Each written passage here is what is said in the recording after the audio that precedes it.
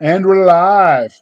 All right. Hey, all you crazy sci fi and fantasy fans. It's time for your daily dose of shenanigans over here at the Blasters and Blades podcast. Just three nerdy veterans geeking out over our science fiction passions and fantastical fantasies. A place where magic is king, the sky is the limit, and space is the place. We are the podcast that puts the fun in dysfunction. So, without further ado, we're going to let our guest, Mr. Edward E.M. Hanzel, which is how he writes under, or what he writes under. But Edward, can you introduce yourself to the listeners and viewers? Yeah, hi, I'm Ed Hanzel. I do go by E.M. Hanzel. My father's in the process of trying to write a book, and I let him steal the Ed Hanzel, and I went with E.M. Hanzel. So, found myself unemployed over the COVID pandemic, all of 2021, and so Avalon Found was born. So, first book, very much enjoyed it, learned a lot, and working on number two now. Okay, and the next part of the introduction, dear listener, is how we found them. So Ed actually found us. I think it was probably in the Scott Bartlett fan club, Yes. but it was before he'd even written this novel. And so when he did write it, we knew we had to invite him to come on the show, and here we are with his debut novel.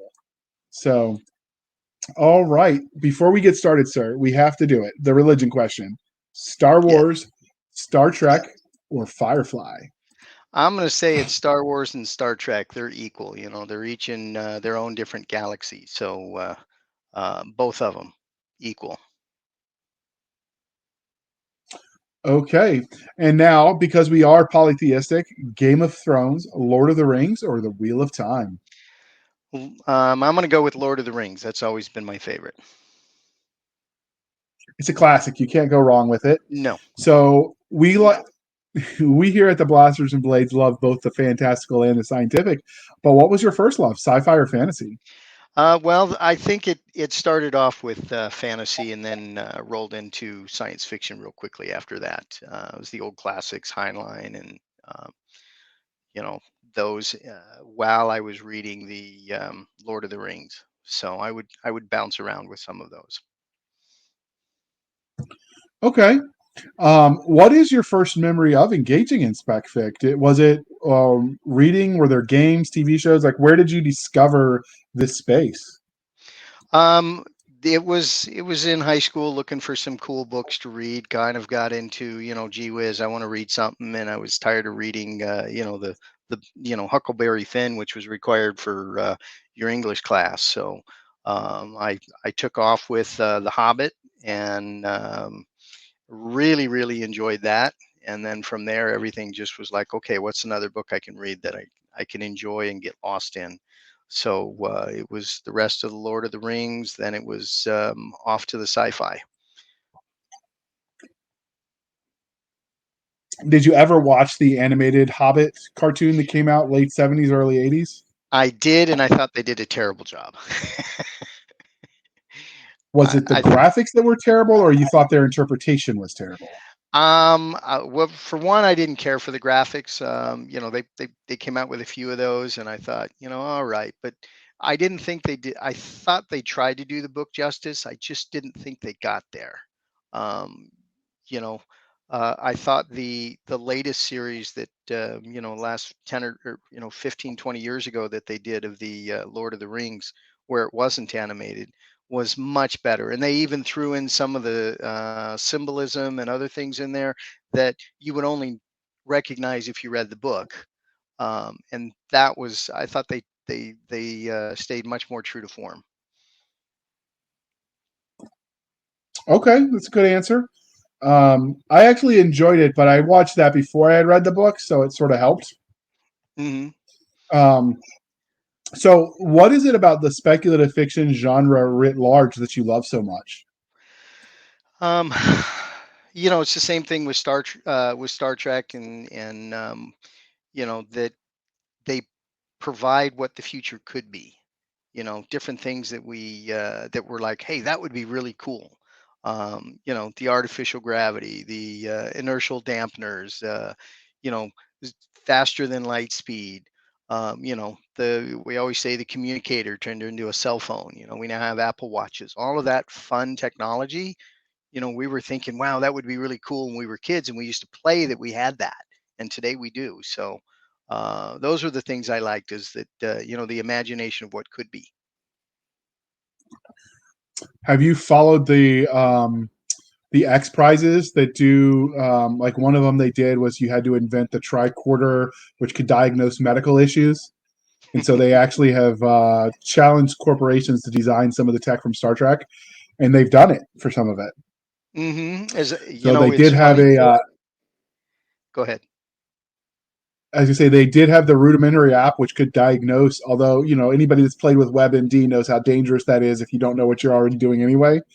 Yes. And then they had Miguel Kubuli, the guy that did he.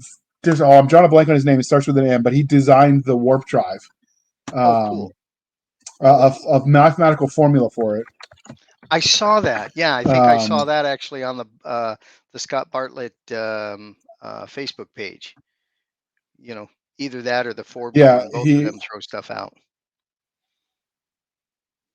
Oh yeah, but anyway, so he designed it based on the Star Trek stuff. He was inspired to see if he could do it, Hmm.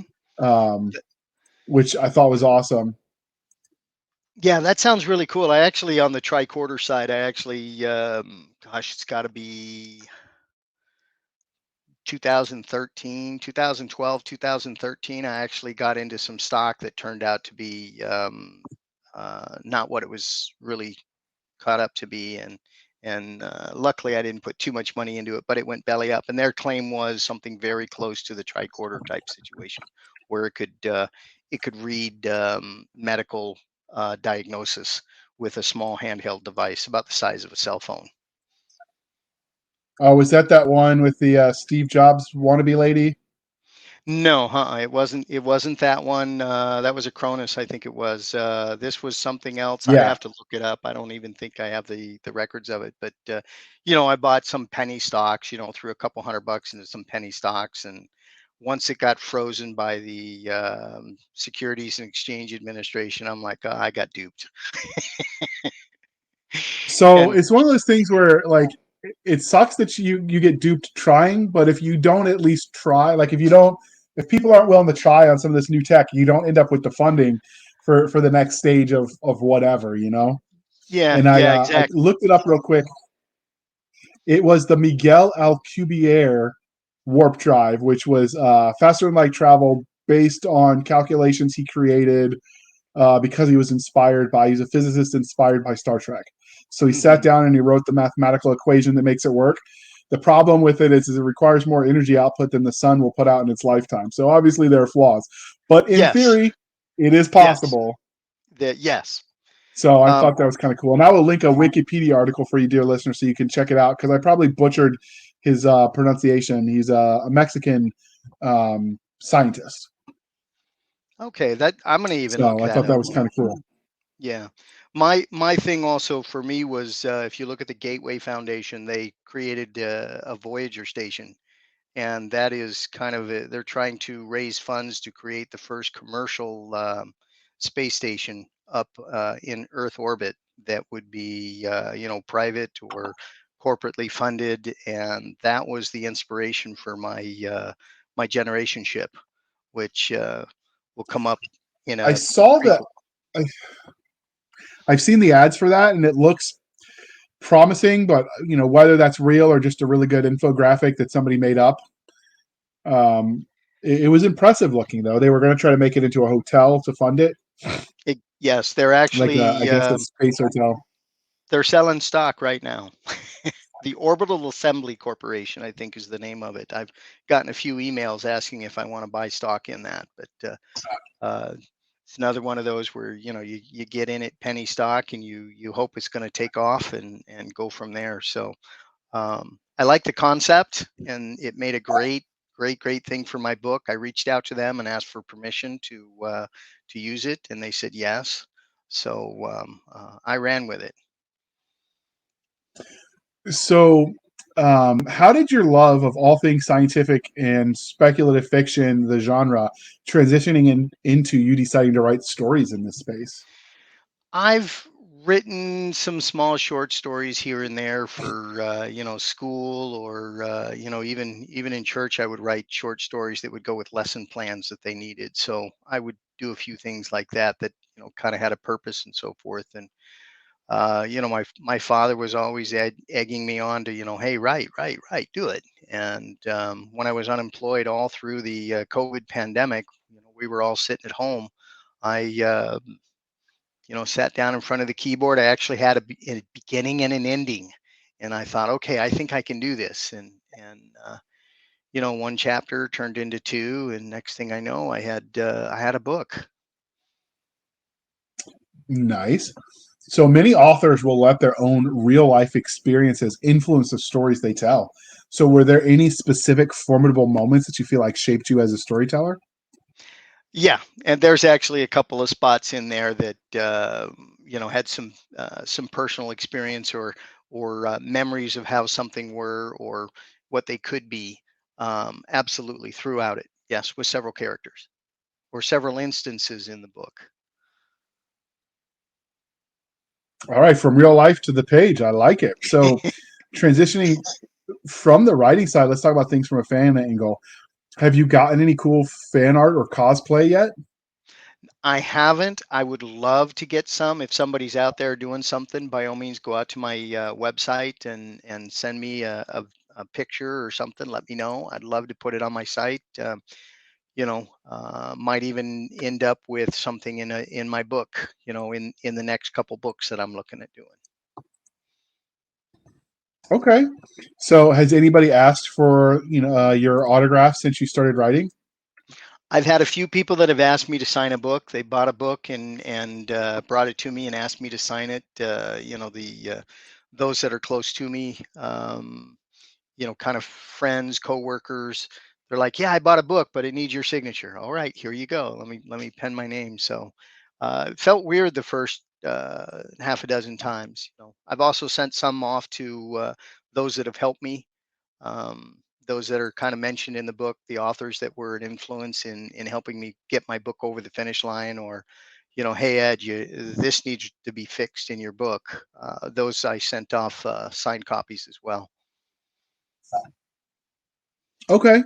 So this is the part, Edward, where we talk or Ed, sorry, where we talk That's about all right. everything you have written. So, Reader's Digest version of your body of works. Um, Sorry, Reader's Digest version is in what it's about. No, no, no. How many? What have you written? Your published Oh, works. my published work is basically Avalon Found. That's the only published work I've ever done. Anything else I've done has just been for small myself, or for a class I was taking, or like I said, I used to write a couple short Bible stories to go with a lesson plan in church. So, have you thought about publishing any of those short stories I at some point in have, time, or a yes. collection? Absolutely. I think I'm going to do a different pen name on those. I'm actually trying to. They're only in my head because they were a while ago. So I'm thinking about. Oh yeah, you wrote about this and you wrote about that. Um, Similar to the. I tried to do the Christmas one that you're putting out your book there. I tried to get something in that, and I just get a little start on it. So maybe that'll be its own little short story later. I'd love to see it if you do. Um, well, you did make it obvious and easy for us to determine what we're going to talk about then. So, where did you get the premise for Avalon Found? Like, how did you come up with the idea for this universe? Um, I wanted something. I was looking for something that wasn't done. I didn't want to do kind of space battles. I wanted to do something unique outside of space battles, so it's not, fighting aliens or anything. And I thought, let's have it be the hardships of, settling a new planet. And so, originally it was going to be, the ship generation ship, once it entered the heliosphere and started approaching the planet, and it had to slow down to reach the planet, and then it was life on the planet afterwards. And than a ship coming from Earth saying, "Hey, what happened? How come we haven't gotten any contact with you?" So those were the three things that started. And the generation ship, as it's coming towards the planet, turned out to give away too much of the plot. So I was advised strip that out, and that's actually going to be a prequel now. It'll probably be a short story prequel. I don't think I can turn that into a full book. It'll probably be a much smaller book. Okay. So before we dig into the novel itself, we're going to take a moment. I'm going to throw up this amazing cover. So, can you tell us the story of this art? It definitely is vibrant and it stands out. Thank you. I looked for, obviously I didn't have enough. I kept my expenses extremely low on publishing, so I didn't really have enough money to go out and hire somebody to create this. So I spent a lot of time looking at free artwork online, and I found this picture, and I thought, that's it. I want this picture. And so it was on one of those free sites that I could just go ahead and use, but I sought out the artist, reached out to them, and uh, Michael Merrick, and emailed him and said, "Hey, I'm writing a book. I love your artwork. I want to use it as a cover." And he said, "Go right ahead, please do." So um, turned it into that. I actually had some different font in there, and I had that out either on a science fiction Facebook page or the 20 to 50 Facebook page. And somebody said, "Hey, these are the fonts you want to use if you're writing a science fiction book. Maybe you should look at one of those." And so I did and upgraded the font. But other than that, I tried to keep it very simple, nice and plain. I like the planet; it kind of pops, and that's what I wanted. Okay, well, before we dive in too deeply, we're going to take a moment while we shamelessly shill for the man. So please be patient for this commercial interview. The Terran Empire is dead. Long live the Empire. Commander Jared Mertz, the bastard son of the Emperor, and his half-sister, Princess Kelsey, barely speak to one another. To their dismay, their father seizes an opportunity to change that and sends them on a dangerous quest to explore the fallen Empire. Separated from home by an impassable gulf and struggling to redefine their relationship, they find themselves thrust into a vicious war. Unless they work together to stop the Empire's deadly legacy, billions face a horrific fate. Empire of Bones, written by Terry Mixon, now available at Amazon.com. All right, thank you for sticking with us, and thank you, Terry, for sponsoring this episode. So let's talk about the novel itself. What would your 30-second elevator pitch for Avalon Found be? The best way I can describe it is, this book is a part where they're descendants from Earth. They came over on a generation ship. They've been there long enough. They've forgotten that they're from Earth. And one of the characters finds a remnant of the ship in orbit and goes to the temple priest and says, "Hey, here's what I have. Look what I found." And they say, "Nothing to see here. Move along." Well, he finds another thing in the stars, and he goes back to them, and the temple decides that they're too dangerous with this knowledge, and so all hell breaks loose. So it's his journey of finding out that what it is that's coming towards them, and all the temple chasing them, and the whole story behind evading and finally coming up to what the truth is. Okay, that is a good premise. So, what do you think that makes this universe special? Um, this one I think is the planet doesn't. I'm kind of giving away something here. The planet does not have um, heavy metals in there. It's not an iron rich planet where they've decided to settle. So they have all this knowledge that they can't really use because they don't have the means to make or build any kind of industrial base. So it's almost that pre-industry, copper age kind of time period is what they have. They can't build. gee whiz, there's plans for how to build an airplane, but no metal to do it. They don't have the means to make it. They don't have the means to do it. So it kind of takes place in that period of time, or in that, you know, what would be a period of time or era in history. So is this more on the fantasy side, or do you still consider this sci-fi? It has to be sci-fi, because you got, they settled a planet from a generation ship. It's kind of an in between in that regards. I could have almost written a whole different book and turned it into a post-apocalyptic, but I wanted, these guys are on a planet, don't know where they came from, don't have the industrial base to do anything to get into the industrial age, and you know, a religion has popped up and taken over. They're the thought police, and the troubles with that. So it's not a fantasy, because it's not dragons and sword fights. Okay. So which tropes do you feel like Avalon found fits the best or hits the best? I think it definitely hits the science fiction, and I would also say it's a good young reader's book too. It's a great young reader's book. It doesn't have, I want to say, if you're trying to keep a movie PG-13 or something like that. I've done the same thing with the book. I've kept it to the point where, um, there are situations that can occur that you might go, oh my goodness, um, but it doesn't go into the detail that would keep it out of a young reader's book. Was that intentional? Yes, Okay. yes. So There, what genre? Go ahead. my apologies. There's a book that I read when I was a kid, another fiction book that was kind of post-apocalyptic.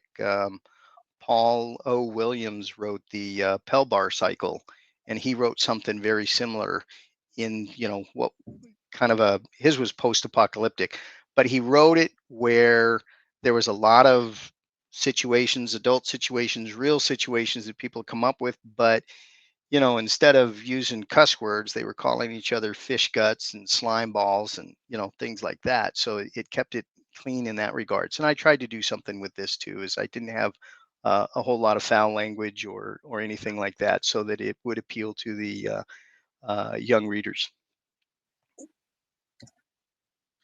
Okay. So what genre or subgenres do you feel like this story fits the best into? You already mentioned broadly that it was sci-fi, but what subcategory of sci-fi do you feel like this hits? Hmm. I'm not sure. I'm not sure what those subcategories are really. So that's why I haven't been able to, I'd love to find out, so that, I can nail it down, especially on Amazon, so that I can, get it where people are going to find it when they look for something of that style of a book. Okay. So if any of the readers have read it and have some ideas, he'd love to hear it. But Absolutely. I would let's love to take hear a it. let's talk about the story itself. So what can you tell us about the main character, and what do you think makes him stand out in the crowded field of science fiction? The main character, he's kind of, he's, I want to say, the naive guy with high integrity. He's, sometimes might be clueless about what's going on around the world, because he thinks he's always thinking good of the people, that he will miss the, um, when maybe somebody's trying to swindle him, something like that.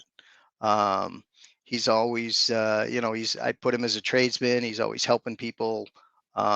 He's trying to keep himself busy, trying to invent new things for everybody, and um, his integrity and his honesty sometimes will get him into trouble. Okay. Was he the only main character, or were there multiple? No, he has his sidekick, his best friend. The three main ones are the local village priest.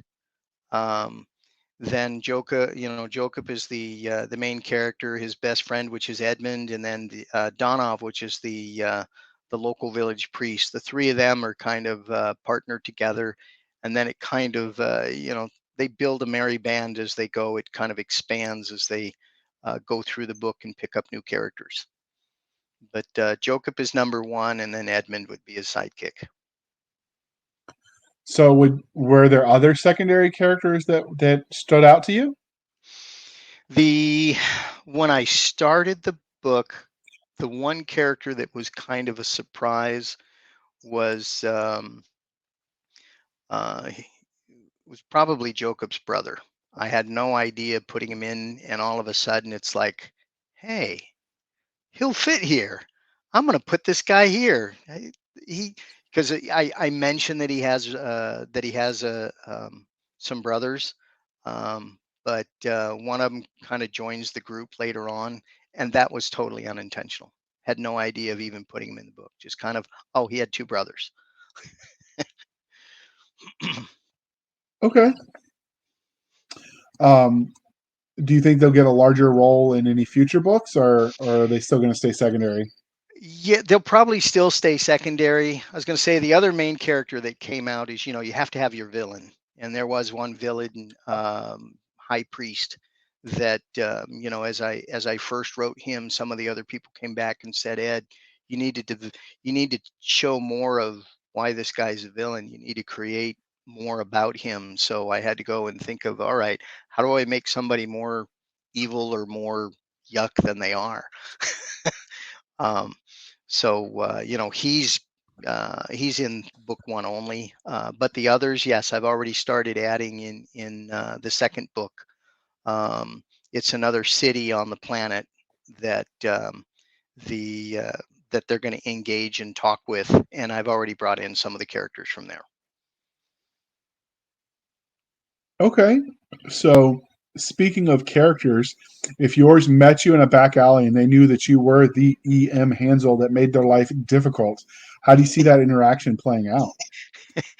Um, Jacob, because he's always the good guy. I think he would be like, why did I have to go through all of this? Why couldn't it have been easier? Because that's just the kind of person he is. Um, Donov, I think in the long term, he's just like, it was the will of the gods. So therefore, I'll walk through it. Um, Clancy, who was his Jacob's brother, he was kind of a loner. So I don't think he would be surprised if he ran into me. I think he'd be like, "Yep, that's who I am." Okay. So, did you write this novel in first or third person? I wrote it. I wrote it.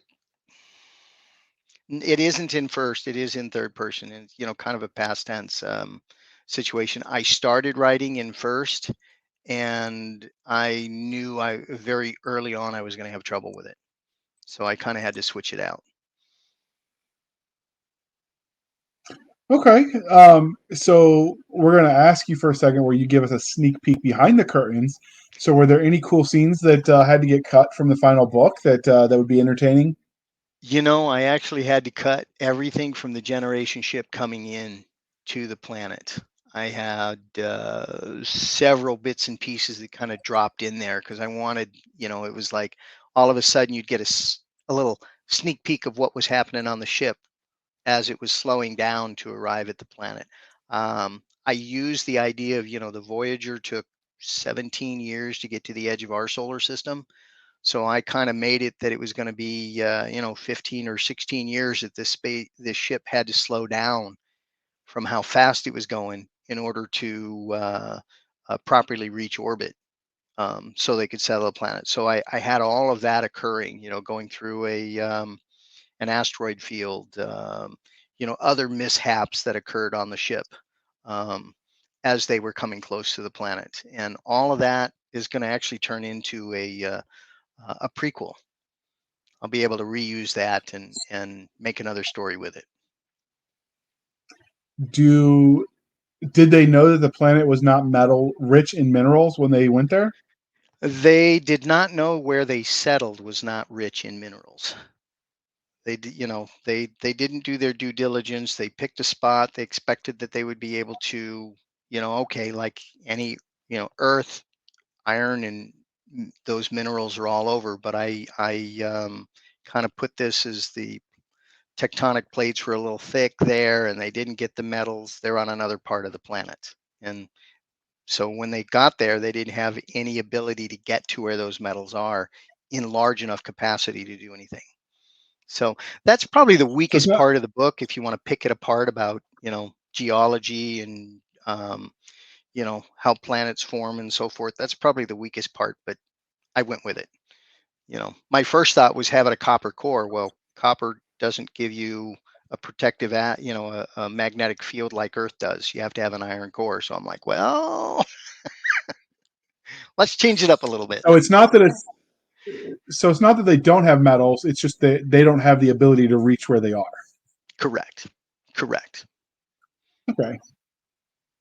And if you didn't expect that, then you might not have brought the appropriate equipment to drill it. So that's actually not that far fetched.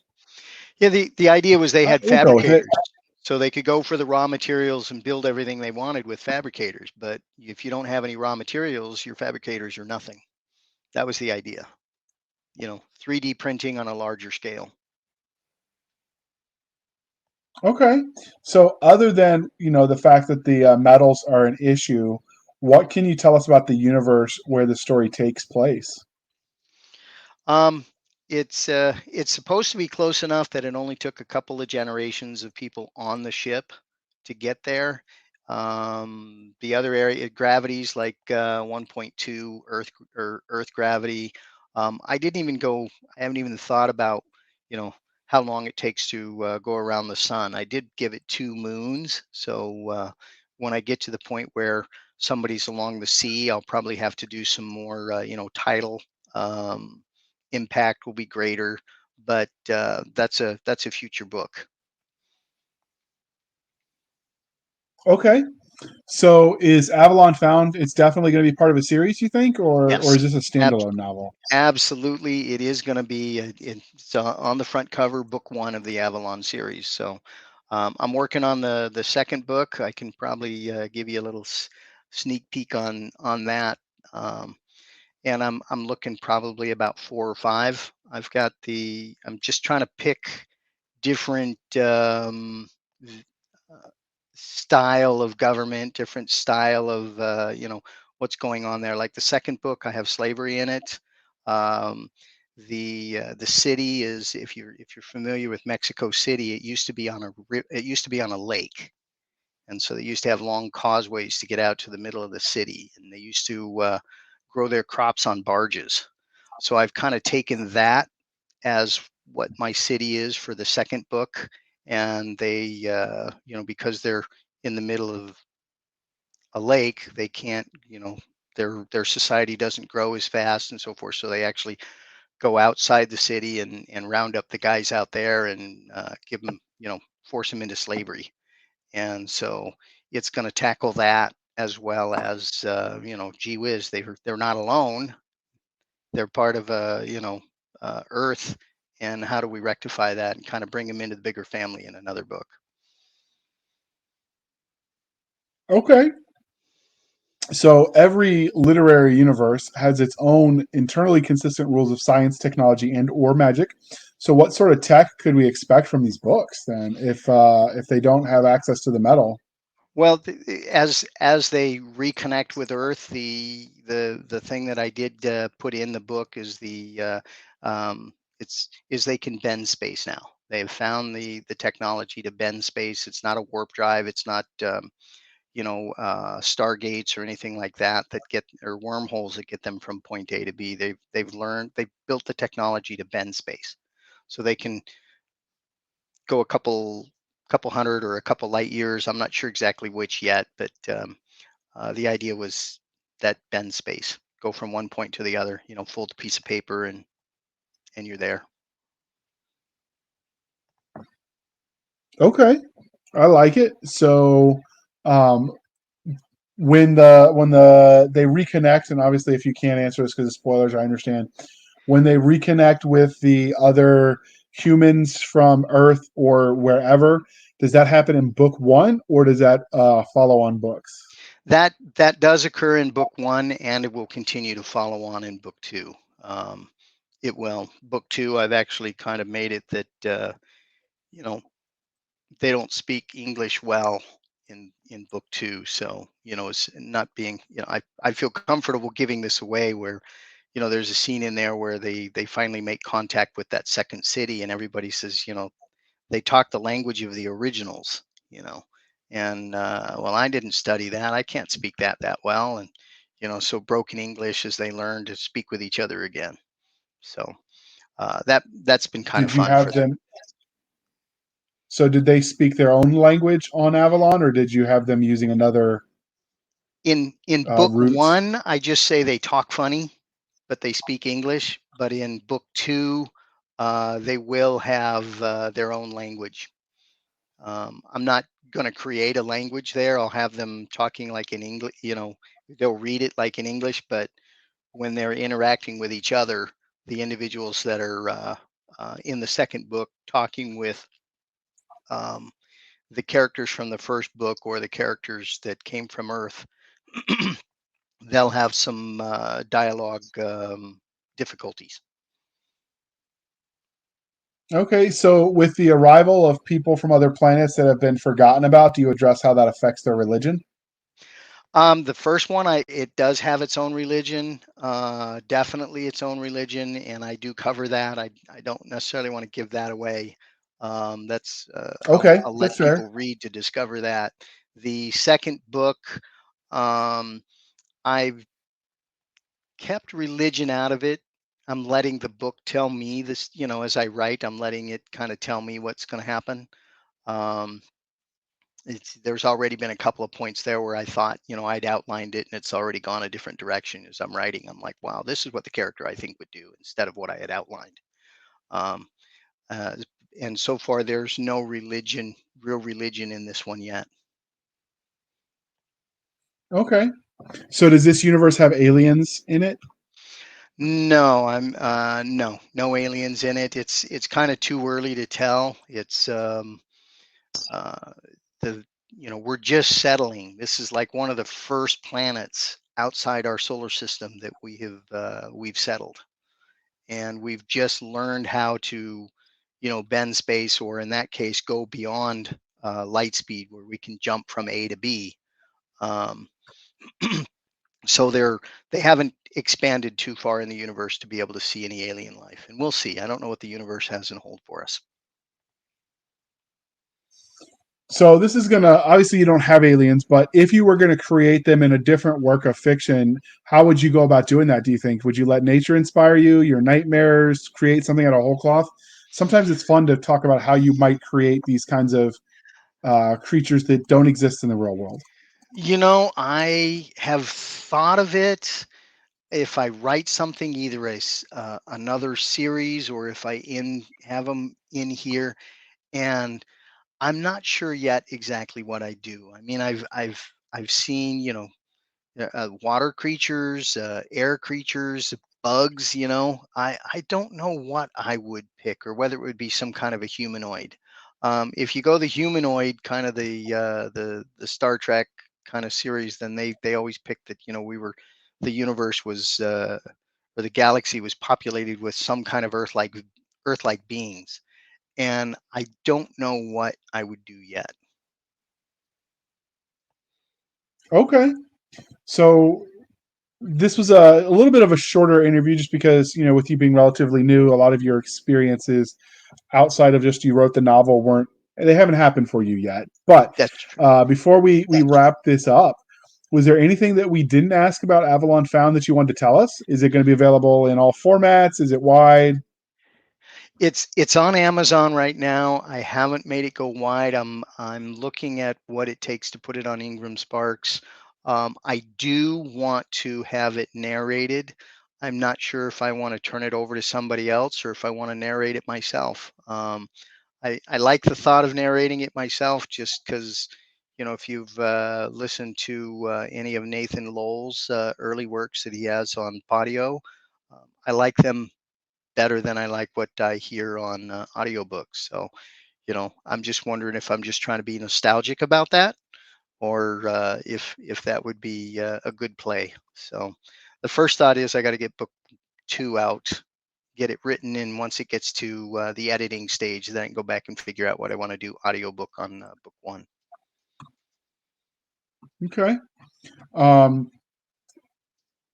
Before we let you go, dear listener, we want to remind you, as we always do, to please be kind and speak your mind on the reviewing platforms. Your reviews help the right readers find the right books, and who knows, you just might make a certain author, E.M. Hanzel, squeal like a little girl. He's super. He's super in love with those 5-star reviews and people that took the Yes. time to leave thoughtful comments. So, Yes. do your part, people. Reading and writing, it's collaborative. So we write, you read, and we hope you review when you write those down too. But Edward, as we wrap this up, can you tell listeners and viewers how they can find you? They can find me on emhanzel.com. They can also look me up as Ed Hanzel in Facebook. I do have a Instagram account. Just started that, so there's not much there to it. And also, you can look me up Avalon Found E.M. Hanzel on Amazon. All right. And you can find us, dear listener, at twitter.com/SF_fantasy_show, Sierra Foxtrot _fantasy_show. You can email us at blastersandbladespodcast@gmail.com. Again, blastersandbladespodcast@gmail.com. You can join us on Facebook where all the shenanigans happen at facebook.com/groups/Blasters and Blades Podcast. Again, /groups/ Blasters and Blades Podcast. You can join us on our website at anchor.fm/blasters-and-blades. Again, anchor.fm /blasters-and-blades.